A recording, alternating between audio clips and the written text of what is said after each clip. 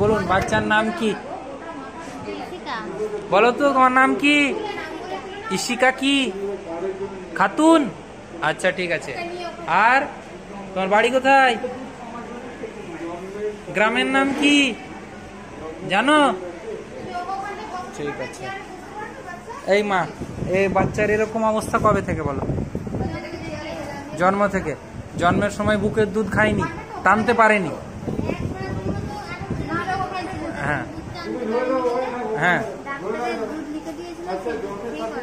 আর গরুর দুধ খায়নি?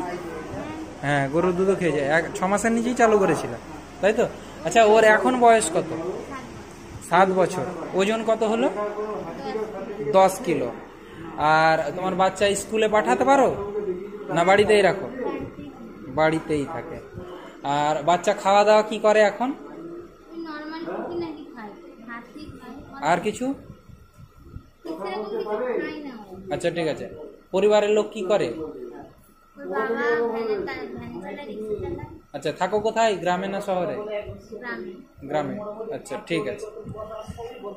এই বাচ্চাটা হচ্ছে টিপিক্যাল কেস, হচ্ছে একটা ম্যাল নিউট্রিশন বাচ্চা, মানে ছোটবেলা থেকে পুষ্টিজনিত সমস্যা, এবং সেই পুষ্টিজনিত সমস্যা দীর্ঘমেয়াদী ক্ষেত্রে ঘাটতি হওয়ার দরুন বাচ্চাটার মাসল ওয়েস্টিং হয়েছে, মানে এই যে এই হাতের এইগুলো একদম পাতলা হয়ে গিয়েছে।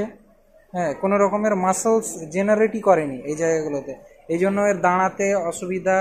এ দেখতে পাও ঠিকঠাক?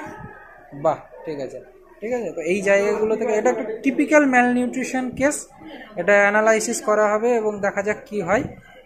হ্যান্ডিক্যাপ সার্টিফিকেটের জন্য এসেছিল, কিন্তু মনে হয় এটা হ্যান্ডিক্যাপ সার্টিফিকেট ইস্যু হবে না।